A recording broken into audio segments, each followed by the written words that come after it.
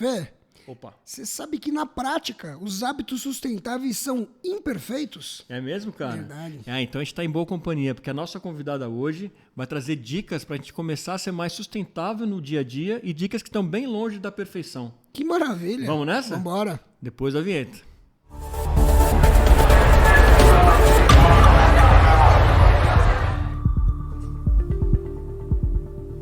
Pronto. Sejam muito bem-vindos aqui a mais um episódio do podcast Para e Ponto. Isso mesmo, lugar onde gente e meio ambiente se encontram. Tá bem aí, Flavião? Opa, tudo bem? Certo, tá mais frio hoje, né? Bem mais preparado. A gente que tem um pouquinho, quem é jovem há mais tempo tem mais frio. Entendi. Já ouvi falar disso, ainda não percebi, não.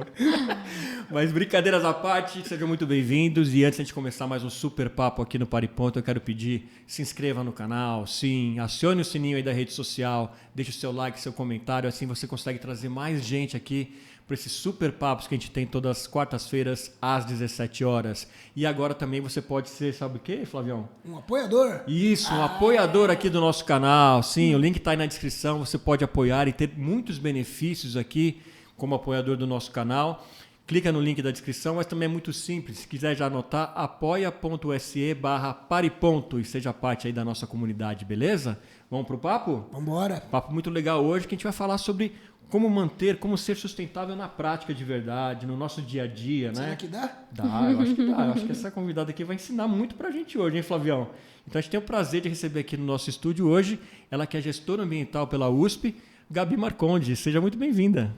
Obrigada. Eu que agradeço o convite. Estou super feliz de falar o que eu gosto. Tá sendo o solzinho desse dia chuvoso. Muito feliz. Que beleza. Ficamos honrados com isso. Mas, Gabi, me fala uma coisa assim, como que você se despertou para esse mundo da sustentabilidade, né?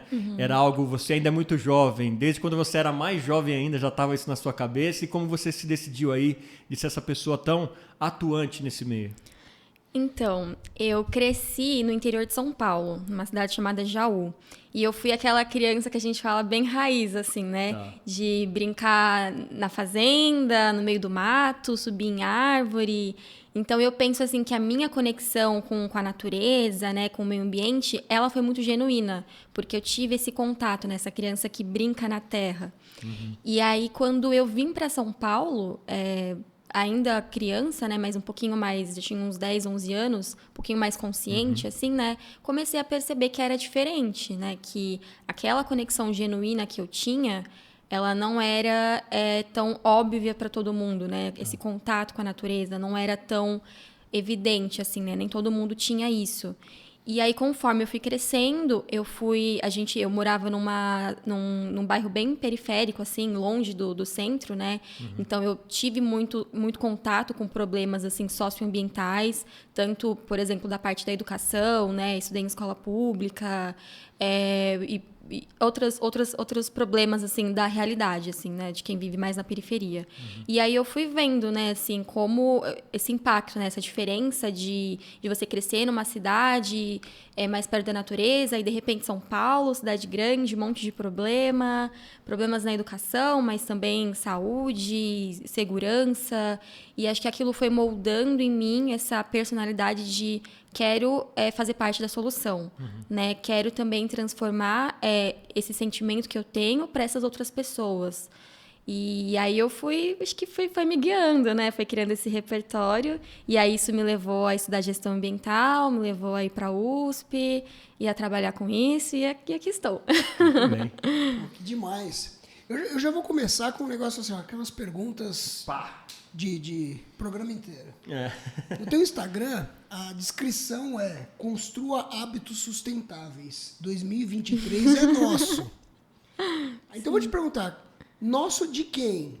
Para quem que você fala? E mais, né? Quem você acha que te escuta e quem você gostaria que te escutasse? Boa. Quando eu falo nosso, assim, né? Eu acho que é muito pessoas que querem um mundo melhor, né? Pessoas que estão incomodadas, pessoas que... Porque eu penso, para alguém parar ali no meu Instagram e me seguir e ficar, é porque alguma coisa tocou, assim, conversou com ela, né? Então, talvez uma uma receita que ela viu que eu fiz. Eu gostaria de me alimentar mais saudável, né? Então, porque talvez ela não esteja se alimentando. Ou então, como eu foco muito nesse estilo de vida e informação, às vezes uma informação que tocou ela, um assunto que ela não sabia. Então, eu penso que são essas pessoas, sabe? Que estão incomodadas, que querem mudar alguma coisa, que querem transformar alguma coisa de alguma forma. E aí, eu acho que esse ano a gente começou com muita esperança, né? Então, a gente vem aí de anos da pandemia, né? Todo o cenário político também. E esse ano eu sinto que a gente começou com um olhar mais esperançoso. Então, acho que essa frase é mais para motivar também, sabe? Fica aqui, vai dar certo. Você vai conseguir o que você está querendo aí mudar.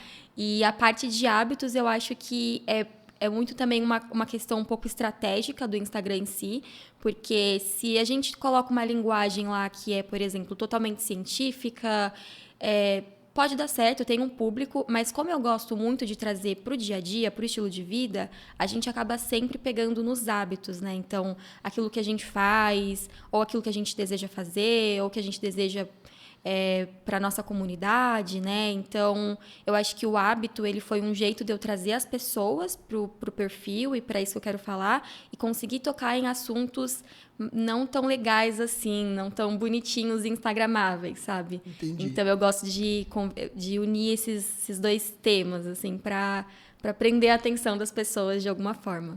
E é muito legal o perfil, né, Flávio? Que você vê coisas ali que estão mesmo no dia a dia, né? Muitos posts da Gabi que eu vejo lá que, eu não tinha me tocado nisso. O que você diria, então, para quem está querendo mudar essa chavinha e começar a ter esse dia a dia mais sustentável, Gabi? Como que a pessoa começa?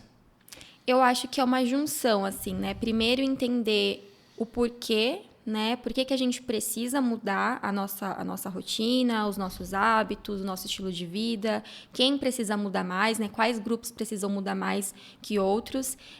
Entendendo o porquê, a gente começa a olhar para a nossa realidade e ver o que faz sentido, né? Então, escolher um lugar para começar a transformar. Comigo foi muito alimentação. Então, eu comecei a me conectar com a minha alimentação e aí isso foi me levando para outros assuntos, né? Outras áreas da minha vida. Então, escolher uma coisa que te toca mais, assim, sabe? Uma coisa que você quer transformar, que está alinhado, às vezes, com o seu valor. Então, às vezes, pode ser educação. Educação é um tema que conversa muito com você.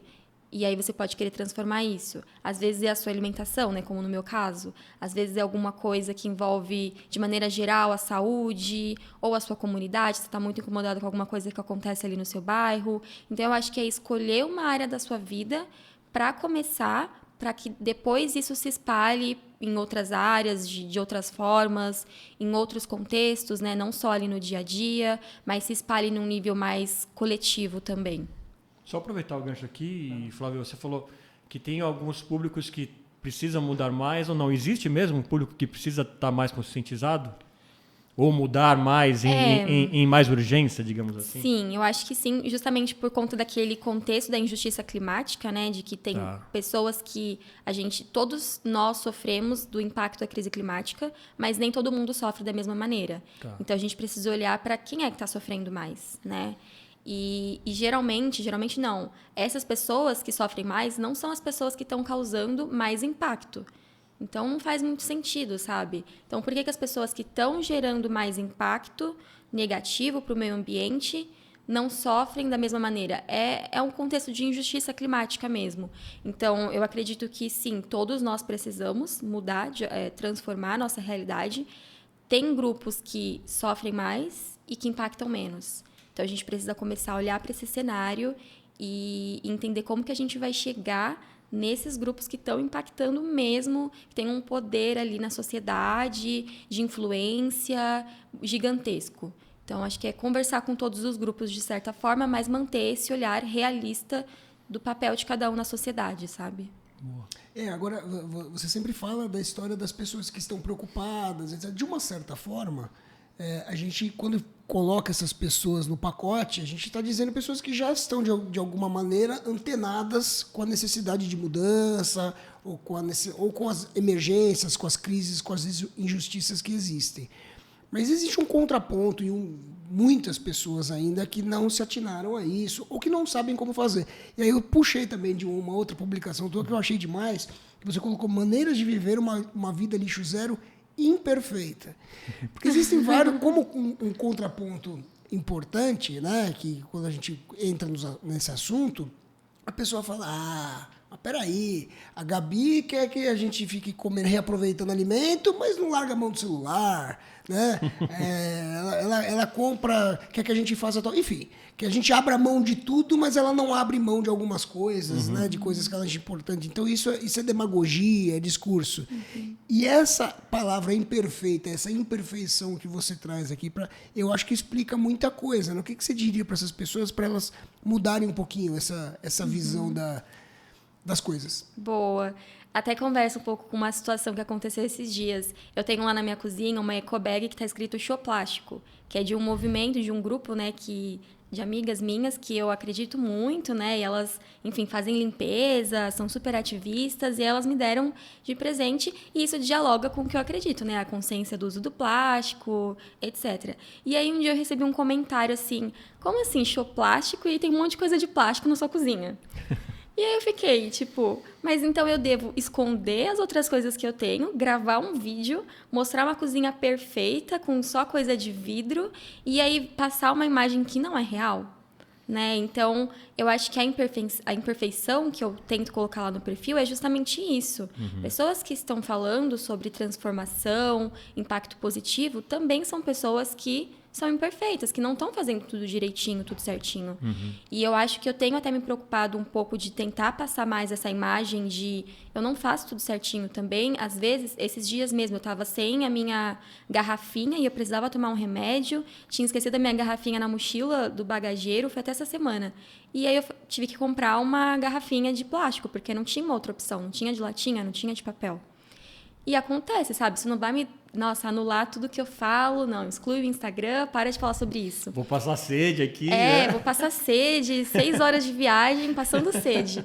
Não, sabe? Então, vamos tirar a pressão de ser perfeito, porque começa aí, né? Entender que não é sobre isso que a gente está falando, né? Quando a gente fala, por exemplo, Showplástico, não é sobre chega de plástico, né? Anula o plástico. Esses dias eu estava numa cooperativa, segunda-feira, e a catadora que estava trabalhando lá, ela falou para mim, plástico é o que mais dá dinheiro aqui. Então, olha o outro lado dessa conversa também.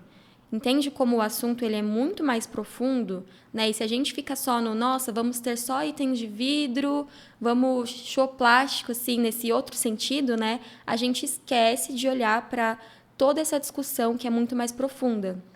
Então, o que eu tento mostrar lá no Instagram é justamente isso. Eu não sou perfeita, você também não é. E é isso, sabe? Quem está falando sobre isso vai errar e a gente está aprendendo, né? Acho que a importância disso é aprender um com o outro e compartilhar, ensinar, sem a pressão de ter que acertar em tudo, ser 100%. Posso só emendar uma... Por favor. Porque aí a gente entra num ponto que, assim, você está falando da pressão, claro, a pressão pessoal, individual, e eu concordo contigo que não é por aí. Por outro lado, você também apresenta e discute vários temas, como a emergência climática, por exemplo, que existem metas claras para 2030, 2050 e por aí vai, e as consequências que já são colocadas pelos cientistas e tal. Então, me parece que a gente entra num aparente conflito aí da história da gente ter uma mudança contínua e com educação e com informação e tudo mais, no mesmo momento em que a gente tem ações urgentes necessárias que precisam ser feitas. Como é que você enxerga esse conflito? Dá tempo de ser imperfeito e conseguir atingir os objetivos que a gente precisa? Ou você acha que, de fato, os objetivos não vão ser alcançados, mas essas mudanças vão trazer alguns frutos no futuro? Como é que você enxerga essa pressão não no indivíduo, mas a impressão das emergências globais que estão acontecendo? Eu acho que é tudo muito urgente mesmo, e a gente precisa colocar isso na nossa fala, né, nas nossas ações. É urgente. Eu não tenho, acho que, uma ideia, uma certeza de que se a gente vai alcançar ou não, porque eu acho que isso depende de muita coisa que pode acontecer aí no desenrolar desses próximos anos. Eu gosto muito daquele conceito da esperança ativa, né, a esperança racional, que é diferente de otimismo.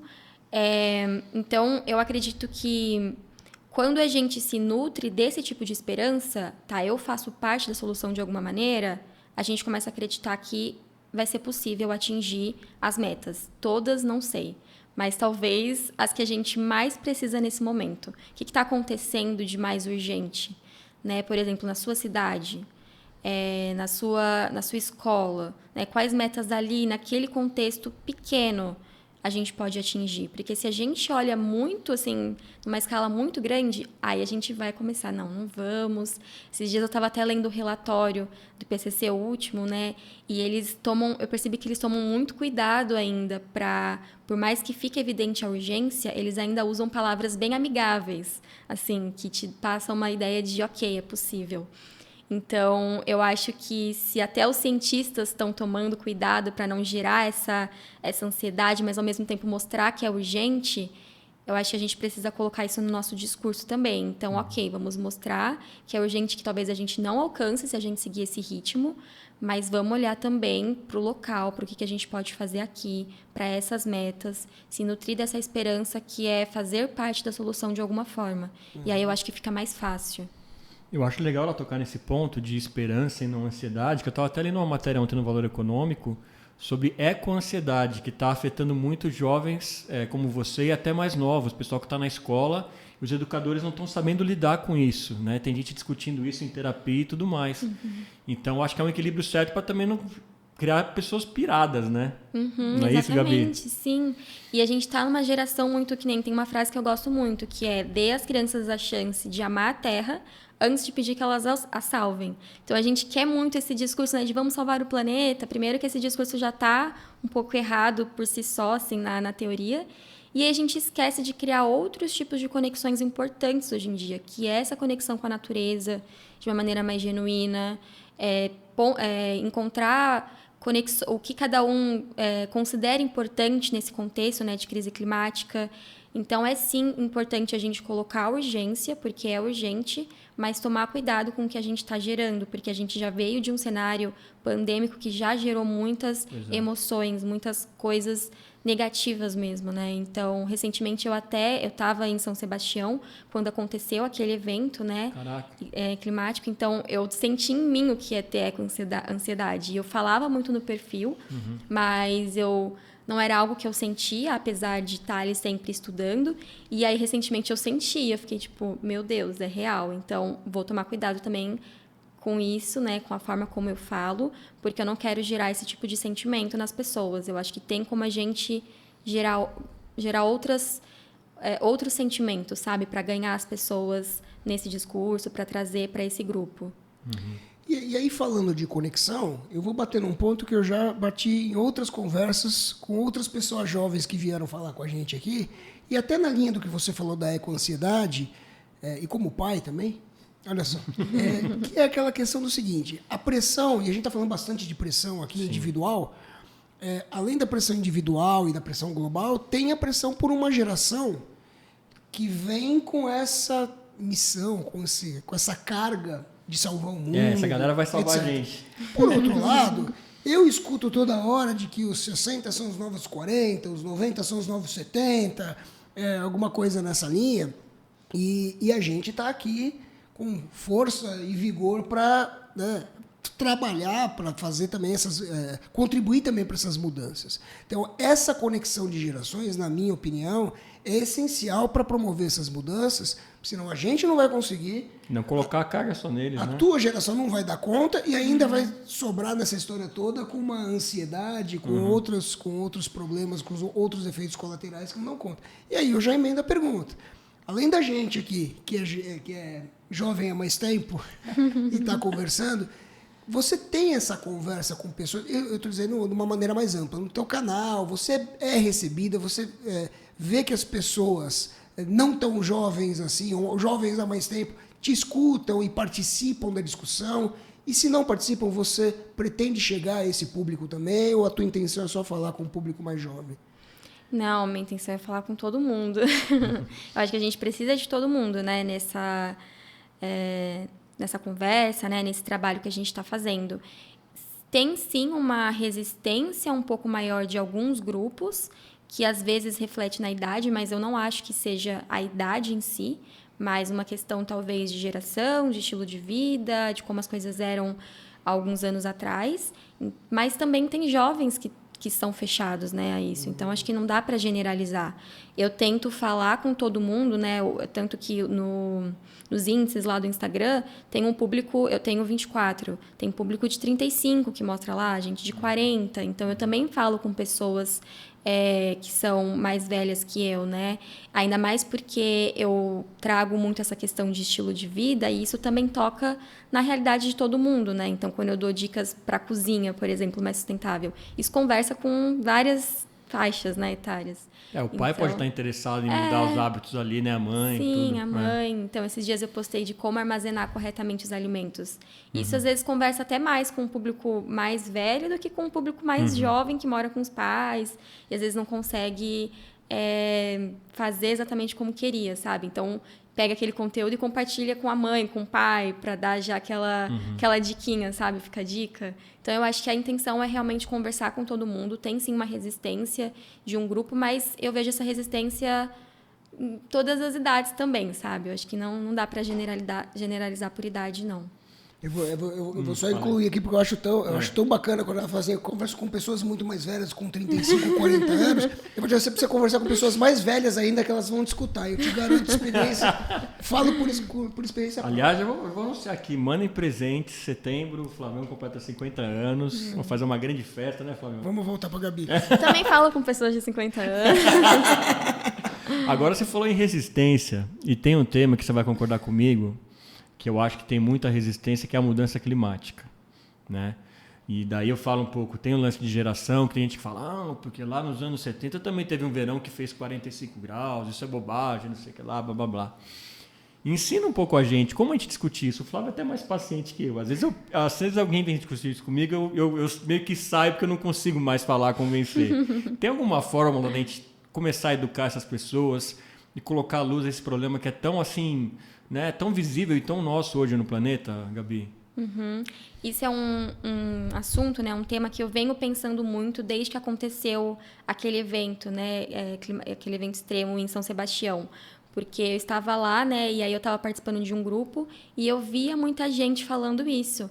Ah, mas isso sempre aconteceu, todo verão acontece isso.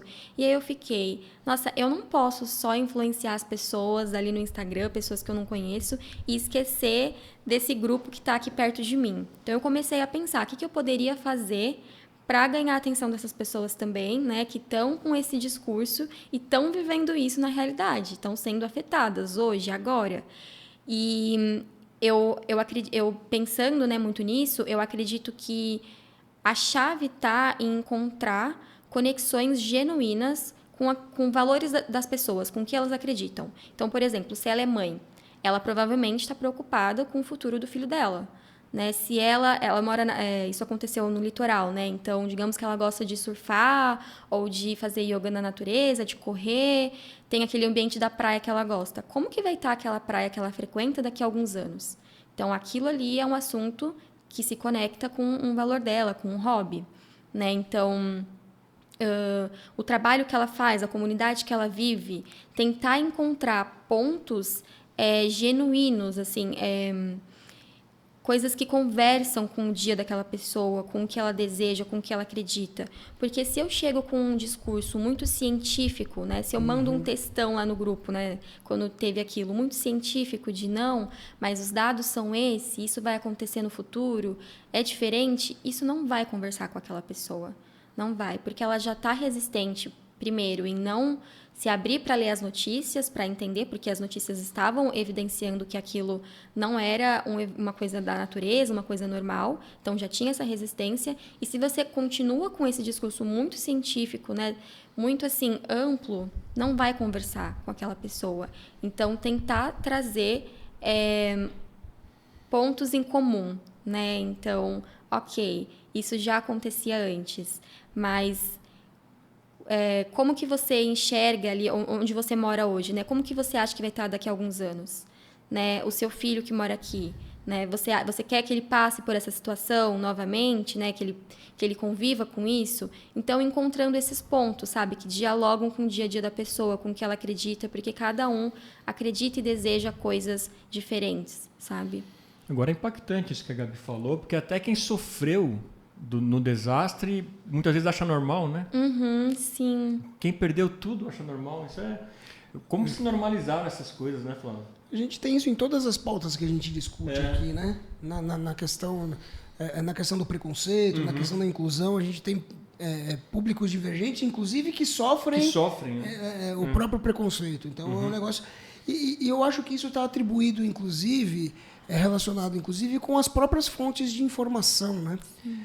Primeiro porque, no caso das mudanças climáticas, quando você cita o relatório do IPCC, por exemplo, é um relatório intraduzível para quem não é da área. Para quem não é da área, IPCC Para quem não é da área, IPCC Eu só sei inglês. Por favor. Pode falar inglês. Eu vou tentar numa linguagem então mais bom. científica. É um grupo, né, de estudos que vão estudar a crise climática. Então, ao longo de todos esses anos, eles levantam os dados, né? Então, de uma maneira muito científica, esse último relatório ele foi em inglês, então já é uma barreira, né? Mas eles vão trazer esses dados científicos de como que está o planeta, né? Então, comparando aí ao longo dos anos, o que mudou, se aqueceu mais, se aqueceu menos, o que a gente deveria fazer, qual caminho a gente deve tomar, mas uma linguagem muito científica, muito realmente que alcança pouquíssimos grupos. Então, eu fiquei chocado com a capital, São Paulo, que eu estava ouvindo no rádio que, tipo, acho que há 20 anos, a média em maio era 23,5. Esse ano a média está sendo 27,5 em maio. E essa informação não chega para todo mundo, né? Porque ela já chega de uma maneira muito rígida, assim, né? Que poucas pessoas conseguem interpretar o que é isso na realidade, né? A pessoa vê aquele, o planeta está aquecendo, mas e daí, sabe? Tipo, não conversa, sabe? Então, mas voltando para a fonte de informação, porque se a gente tem as informações científicas muito herméticas, muito fechadas para quem não é da área, né? Que não estuda isso no dia a dia. Então você tem as fontes tradicionais de informação, jornais, revistas, enfim, canais e por aí vai. Mas você tem uma contra-informação muito forte também, né? Eu vou te fazer duas perguntas. Assim. A primeira é como essa fonte de desinformação, as notícias falsas, né? Eu gosto de usar o termo em português, mas as fake news, né? Como elas atrapalham no teu dia a dia e quais são as fontes de informação que você utiliza, porque no final das contas você não deve ficar só no IPCC, você deve abrir outras fontes, serve isso como uma dica para as pessoas que quiserem ir atrás também. Eu imagino que você tem que ter uma curadoria muito bacana, porque para você simplificar, você tem que partir de uma base muito sólida, né? Para você também não passar uma informação muito vazia. Como é que funciona essa base de informações para você e como as informações falsas atrapalham a discussão? Assim, nos últimos anos teve esse movimento, né, muito grande, assim, de fake news. Então, é um ponto de atenção e um ponto que realmente não atrapalha, mas dificulta muito o trabalho de qualquer comunicador. Então, eu acredito que para a gente, né, que está tentando comunicar alguma coisa, comunicar alguma coisa, primeiro, não confiar numa única fonte, numa verdade única, né? Então, expandir, assim, a pesquisa no máximo possível. Viu em uma fonte, vê em outra, vê o que pessoas que pensam diferente também estão falando, então também furar a bolha, sabe? Isso é muito importante, é uma coisa que eu sempre tento fazer, furar a bolha e ver como que as outras pessoas de outras realidades, com outras vivências estão pensando sobre o assunto e estão falando sobre isso, para você chegar numa informação e passar para uma pessoa sabendo que ela vai interpretar da forma dela, né? De acordo com aquilo que ela acredita também. E o papel do comunicador está muito em entender também como que o público qual a melhor maneira do público absorver aquela informação. Então, no Instagram, por exemplo, vale muito a pena você focar em vídeos, né, no Reels, porque tá muito... é o que dá mais alcance, né? Então, às vezes, você fazendo um post assim, fixo, carrossel, você não vai ter o mesmo alcance que você queria. Mas, às vezes, para alguns temas que são mais profundos, um vídeo de 15 segundos, de 90 segundos, não vale a pena. Vale a pena você fazer um post um pouco mais detalhado para atingir esse pessoal que já sabe minimamente do assunto e quer se aprofundar. Então, eu acho que é isso, não só tomar cuidado na pesquisa em si, mas também entender qual a melhor maneira de passar aquela informação de acordo com o seu público, com o público que você quer atingir. Se são as pessoas que já sabem um pouco, se é do zero, é com alguém que não sabe nada, porque isso vai mudar, né? A forma como você comunica vai mudar de acordo com o público. Uhum. E esse movimento, Gabi, você fala bastante do coletivo, né? Da importância de a gente estar junto na coletividade, criando projetos e ações. Isso está acontecendo porque você sente que tanto o poder público como a iniciativa privada ainda estão engateando muito para promover isso? Então é uma coisa que tem que ser como sociedade, como grupo mesmo que a gente tem que levantar? Sim, nossa, eu acredito muito nisso, porque claro que o governo, né, tem o seu, é um papel importante, a gente não pode isentar. Então, se não tem coleta seletiva no seu bairro, isso não é culpa da comunidade local, né? Isso é um problema que precisa ser tratado com um viés político, né? É legítimo, né, que isso não é culpa dos moradores ali. Mas eu acredito muito também na movimentação da comunidade. O que a gente pode fazer, então, para solucionar esse problema? Que eu acho que conversa muito com aquilo da esperança ativa, né? Que é um livro da Joana Messi, que é você fazer parte da solução. Né? Então, se isso é um problema muito presente ali na sua comunidade, o que a gente pode fazer para resolver? E claro que isso ainda é uma ideia um pouco não romantizada, mas nem todo mundo vai ter energia no final do dia para querer pensar em solução, que não é que outras pessoas poderiam resolver, né? Então, ainda é uma conversa que não engloba todo mundo, mas é muito importante a gente começar a pensar em como que a gente cria soluções, e não só depende das soluções que são criadas pelos outros, sabe? Então, no seu condomínio, o que você pode fazer? Tem um problema ali, que eu penso muito no resíduo, mas podem existir muitos outros problemas. O que vocês podem fazer? Como que vocês podem se movimentar, né? No seu trabalho? Será que você pode levar uma pauta ambiental, socioambiental, dentro do seu ambiente de trabalho? Nas suas relações com seus familiares, será que tem alguma coisa que vocês podem fazer? Né? Então, ir buscando criar, quando eu falo projetos, entra muito nessa questão de ação, atividades, né? Criar oportunidades para trazer soluções para aquele problema socioambiental que você está enfrentando, ou o grupo como um todo. É conectar a gente, né? É o que a gente faz aqui, é o que vocês fazem nas redes sociais. E eu me sentindo, você também, Flávio, mas essa galera que fala de meio ambiente nas redes sociais, nos receberam muito bem, né? A gente começou o canal aqui. Então, a gente meio que já se sente nessa turma, nesse coletivo. É isso aí. E aí eu vou fazer uma pergunta nessa linha, então. A gente já falou aqui do individual, você puxou o assunto do coletivo, e você fala também do tripé, de atuar nessas duas frentes e também na frente política. Né? Sim. Então, de alguma forma, essas pessoas que já conversaram com a gente, eu acho que você conhece algumas delas, até porque de forma coletiva vocês estão em alguns grupos, no Lixo Zero, no Menos um Lixo, enfim, que não são as únicas, mas são bons exemplos. Individualmente vocês têm os seus canais e as suas linhas de ação, cada uma com uma formação diferente, ou em pedagogia, ou na parte de gestão e por aí vai.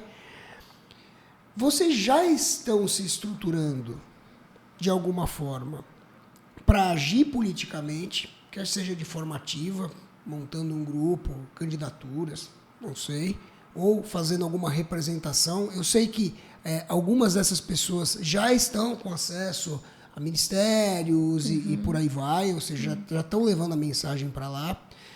Essa é uma questão para vocês que está no radar, a estruturação política e de alguma forma planejada para ação, enfim, para mudanças nesse nível? Totalmente. Tanto que é uma coisa que eu sempre falo no perfil. A gente precisa falar de política.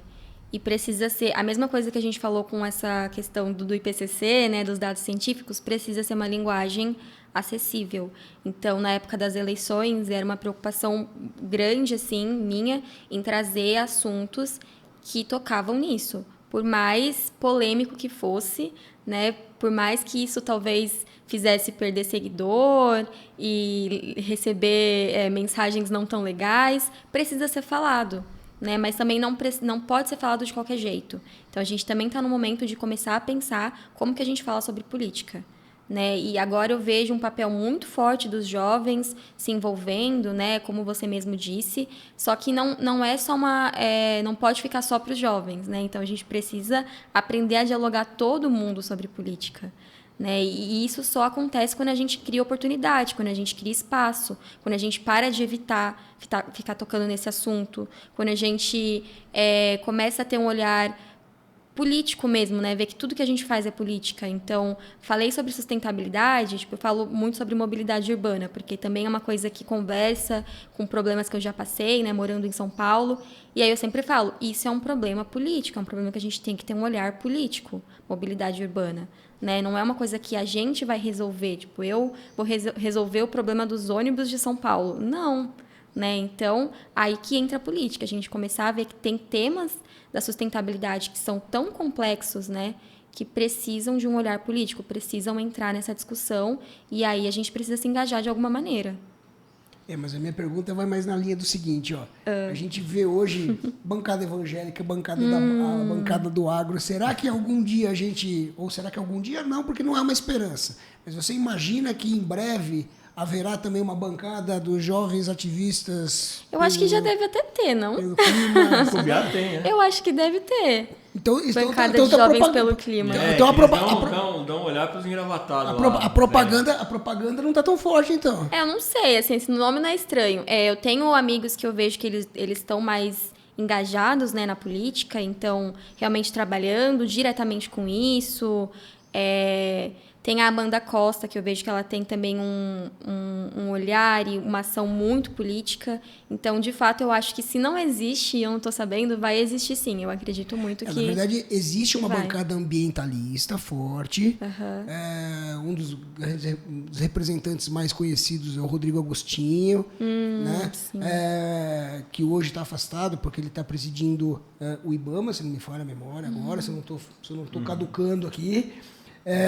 Mas enfim, mas de fato é uma bancada que ainda sofre uma pressão e por ser um tema que é um tema mais transversal, ele acaba sendo diluído. Mas eu digo, a minha provocação, na verdade, é para ver se essas pessoas jovens... Como a gente teve movimentos há pouco tempo na política, até para mudança do perfil político, que é aparecendo perfis, outros movimentos que nem precisam ser citados aqui e tal, se essa juventude de fato está caminhando para isso. Porque no final das contas, apesar da gente estar super disposto a fazer as coisas, a nossa geração vai acabar passando do ponto da idade de fazer isso. Né? Então, se isso está no radar de vocês de alguma forma, se vocês conversam entre vocês que se conhecem. Totalmente. Eu acho que todas as pessoas que eu conheço que fazem esse trabalho, elas estão também pensando nesse lado político, né, em como envolver a política. Eu acho que eu não conheço ninguém que, pelo menos do meu círculo, né, de amizades e de influenciadores que eu conheço, que se isentam, assim, sabe? Não vamos falar sobre isso. Então, eu tenho muita fé, assim, nesse grupo de pessoas. E outras pessoas que eu não conheço também, assim, diretamente, que eu acompanho, também estão envolvidas de alguma maneira. Então, eu acho que muito por conta dos últimos anos que a gente passou, que a galera está se sentindo não pressionada, mas vendo a importância, né, da gente falar sobre isso. Tipo, não dá para a gente repetir o que aconteceu. Então, vamos se engajar, vamos se reunir. Então, eu vejo, sim, um movimento forte também nisso e eu acredito que vai melhorar cada dia mais. Não sei se eu estou sendo muito esperançosa, mas... Não, mas gostamos. Né? Não, esperança nunca é demais. Vou mandar um recado aqui que ela falou de mobilidade urbana, né? Citar especificamente São Paulo, um fato que está ocorrendo. Para quem não conhece, tem a Avenida Rebouças aqui em São Paulo, que liga a Zona Oeste aqui até o centro, né? E o prefeito de São Paulo, vou falar prefeito porque ninguém sabe o nome dele, ele acabou de esmagar ali a faixa de bicicletas, que antes era aquela faixa normal, né? Que tinha sido colocada, agora é uma linha. Então é como se o cara que está andando de bicicleta precisasse se equilibrar na linha, uma linha vermelha para ele andar. Então fica o toque aí, não adianta querer falar que vai isentar IPVA carro elétrico, né? Que pouquíssimas pessoas pelo preço terão acesso, e promover mais quem anda de bicicleta, né? Numa avenida tão boa de andar de bicicleta, que é uma reta só, né? Até o final, né? Até a subida. Mas enfim, precisava dar esse desabafo. Tá desculpado. Causa nobre, causa justa. Causa nobre, Mas é isso, né? É isso. Mais alguma coisa? Não, da minha Foi parte. bom, né? Foi ótimo. Poxa, Gabi, obrigado por você ter vindo Eu que aqui, agradeço. conhecer o nosso estúdio. Obrigado por ter nos dado a oportunidade de te conhecer. Agora a gente quer que você passe para quem quer viver a sustentabilidade na prática. Como é que te acha lá nas redes sociais? @sustentável.naprática. E é isso, bora conversar. Eu que agradeço o convite, muito feliz começar o dia assim, falando do que eu gosto, do que eu acredito. E fica aqui a chamada, não só para os jovens, mas para todo mundo. Vir se engajar, conversar, porque a gente está aberto a criar essa rede, essa comunidade de pessoas que estão incomodadas e querem um mundo melhor. Show de bola. Muito obrigado mais uma vez. Eu que agradeço. Muito obrigado, Flavião, pela companhia de sempre. E a gente segue desconstruindo as nossas certezas, não é isso? Exatamente, cara. Que papo gostoso, que papo legal. E obrigado a vocês que acompanharam esse papo demais que a gente teve aqui com a Gabi. Mas não se esqueça, se inscreva no canal, acione o sininho aí da rede social, deixe seu like, compartilha com mais gente essa entrevista, assim. A galera vai ter acesso às informações aí tão valiosas que a gente pode começar agora, hoje, no nosso dia a dia, para a gente mudar esse mundão aí que precisa tanto da gente. Eu sou Fernando Tuller. Eu sou Flávio Fellini Salles. Esse foi o Pariponto. A gente se vê no próximo. Até lá.